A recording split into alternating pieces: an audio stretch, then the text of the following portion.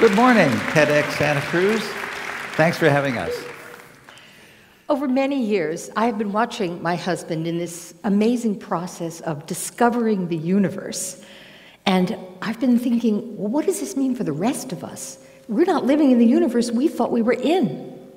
Well, it turns out that there is a profound connection between the enormous global problems, the seemingly intractable problems we're facing, and the fact that we have no accurate big picture.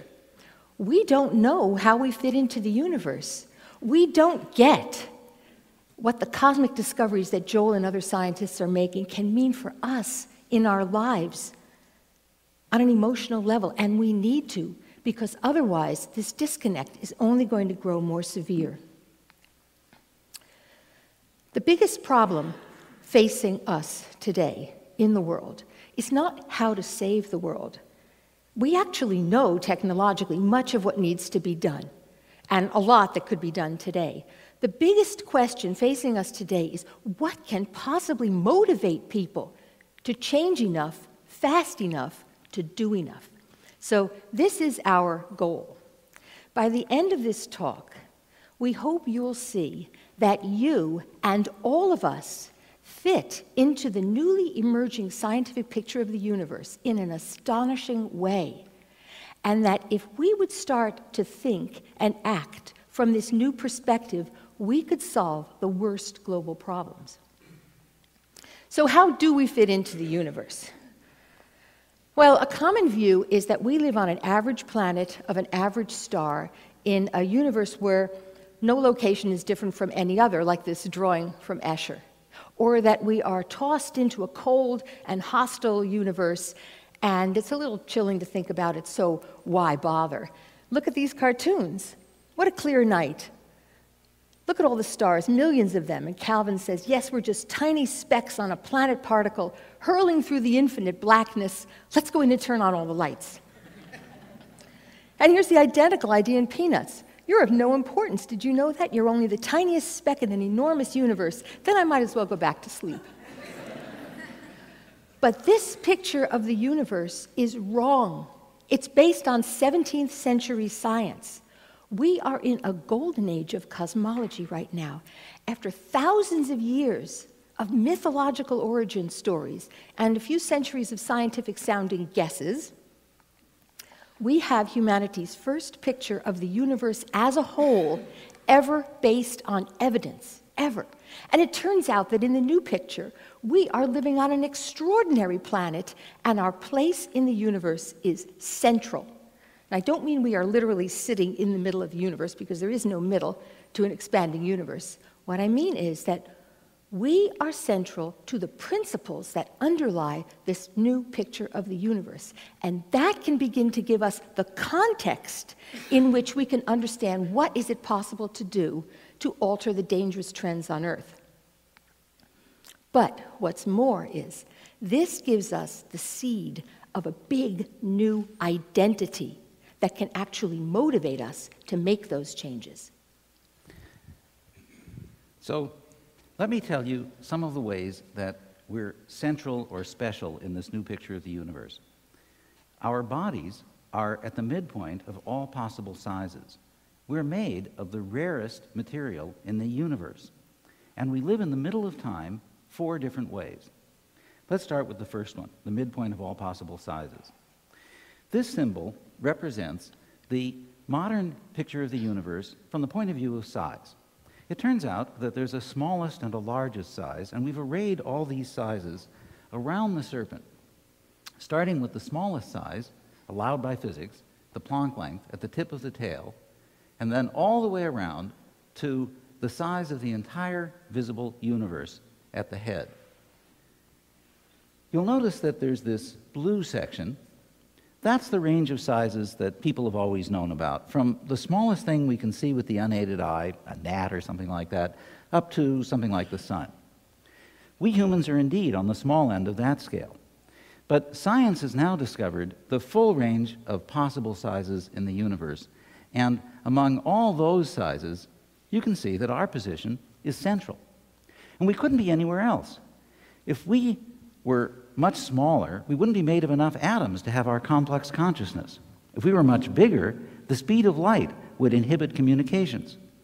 It's the central size that can produce a brain that can conceive of a universe. And that's why, if there are intelligent aliens out there, they're likely to be about our size. Now, let's look at all the sizes we can picture. From the distribution of galaxies on the really large scale to the size of an individual galaxy like our own, to the size of our planetary system, much smaller than a galaxy,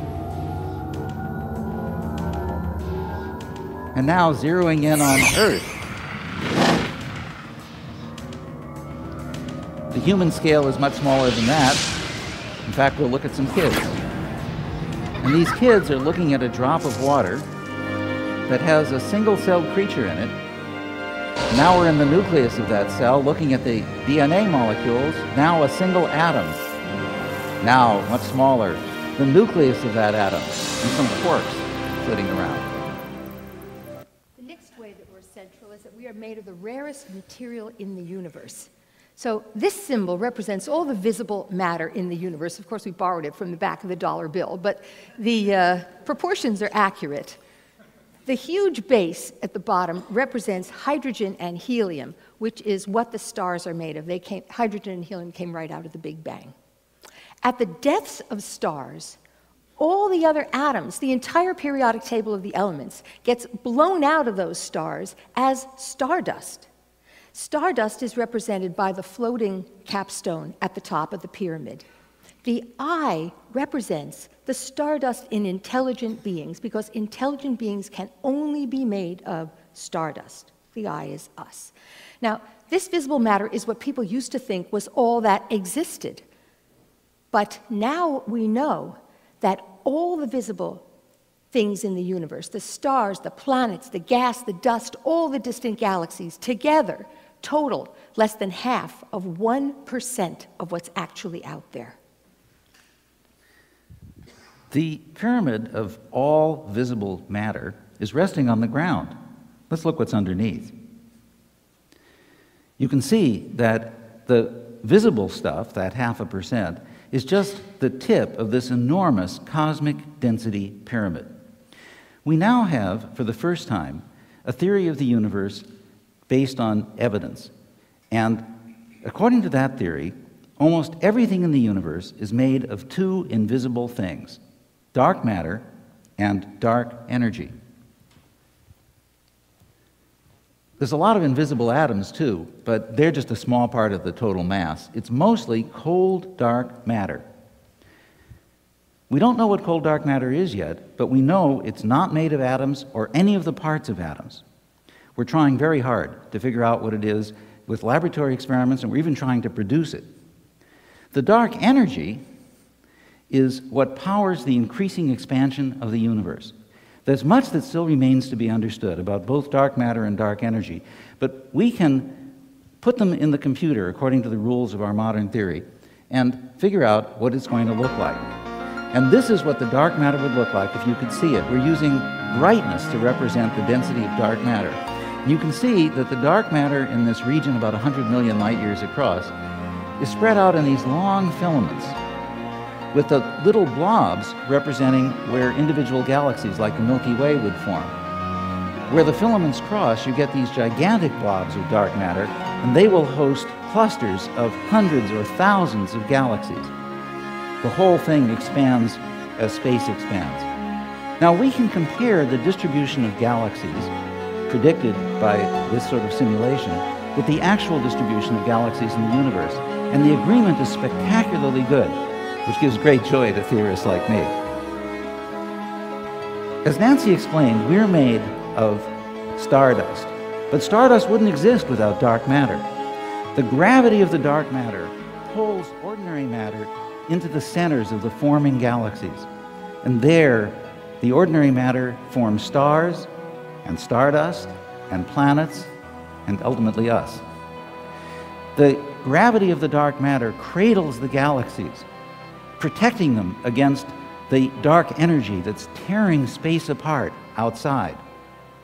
So dark matter is our friend.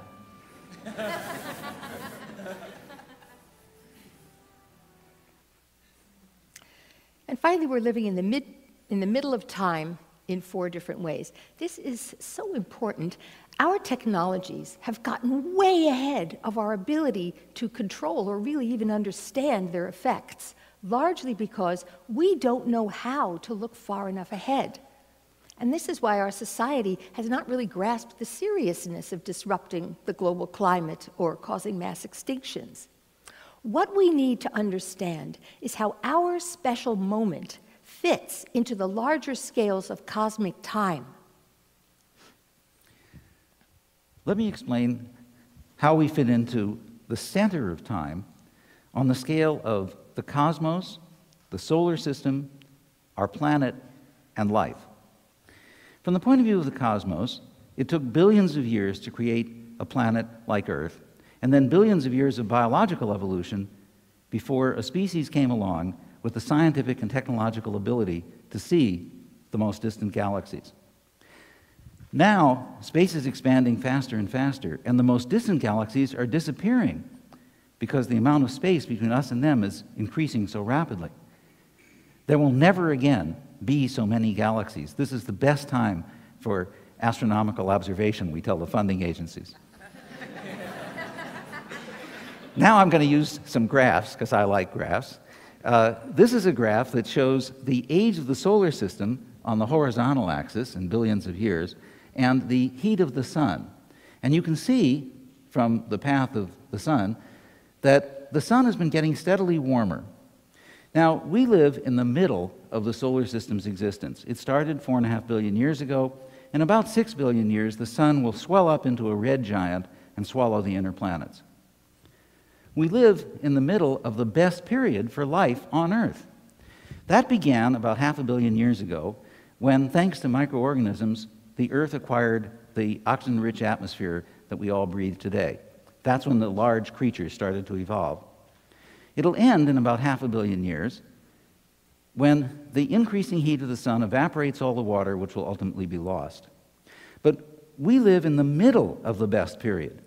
There's at least hundreds of millions of years to go of good times, plenty of time for our descendants to colonize other planetary systems across the galaxy, for example. We have much more pressing problems to deal with. This graph shows that the amount of carbon dioxide in the atmosphere, that's this blue curve, has been essentially constant for the last 2,000 years. And in fact, it hasn't gone above 300 parts per million for at least the last 800,000 years. But in the Industrial Revolution, our ancestors started to burn fossil fuels, and the amount has been doubling about every 30 years since 1800, and the human contribution of carbon dioxide to the atmosphere is now shooting up almost vertically. For the last thousands of years, we humans had almost no impact on a global scale. But as you can see, we're now starting to have an enormous impact, and if we continue at the present rate, the amount will increase by a factor of 8 in this century. The consequences for climate would be catastrophic. For this and many other reasons, we're going to have to stop these exponential increases in our impact on the environment very quickly. The reason that the societies around the world seem unable to deal with these long-term problems may be that they can't grasp the immense length of time that our present actions will affect. Imagine for a moment that you have lost your memory. You're looking in a mirror like this girl, and you see your body, you see your reflection, your body is solid, your heart is pounding, but you have no sense of any time. You have no idea how you got to the spot on which you stand. Who are you? You're not your family background or your personal history or the work you've done. These things don't exist. You're like a computer with hormones. You're listening to the latest music. You're buying the latest improved products. You're believing the latest media interpretation of the world outside your room. This is all you know. Now, Imagine instead that you look into the mirror, but this time you can see past the momentary you of today, back to the you of years ago, the child you once were, the toddler. Send your consciousness backward through time at lightning speed, past your parents, past your grandparents, down past all the generations before them, your ancestors roaming from continent to continent, your primate ancestors, back past all the animals before them, down to the earliest life, into the first cell, then down into that cell to the complex chemicals that made it possible, and down into the molten earth and the forming solar system, back to the birth of your carbon and oxygen and iron atoms in exploding stars far across the galaxy, back to the formation of the galaxy itself, deep inside a huge halo of dark matter, and back through the universal expansion to the creation of your elementary particles that you are made of at this very moment in the Big Bang. This is not fantasy, this is science. We are all this. What we are is the sum total of our history. And how far back we understand that history, how much of our identity we claim, is up to us. No one had this choice before. Our generation is the first because we are the first to know our real origin story. Cosmology has given us a new but multi-billion-year-old identity. This discovery of who we actually are is something that no one could know or even imagine without science. Cosmology also has given us powerful new concepts that let us understand for the first time the true scale of our universe and of our problems. There's a symmetry between our conception of past and future. People who imagine that the universe is only a few thousand years old can probably not imagine a future much longer than that. The key to visualizing a long-term future for humanity may be to grasp our immense cosmic past. That may be the greatest gift of cosmology to the world. People don't change from learning facts. People change from discovering a big new identity that is available to them, that is meaningful and exciting, and that connects them to people that they want to be part of. Under these circumstances, people can actually change very quickly to become the larger person they suddenly realize they can be. This is how we fall in love. This is how addicts recover. This is how people have spiritual awakenings. This is an ability everybody has. Our species is central to the cosmos and central to the future of Earth. And those of us who are alive today at this pivotal moment may be the most significant generations ever. If we could simply live up to this identity, that would transform the world. Thank you.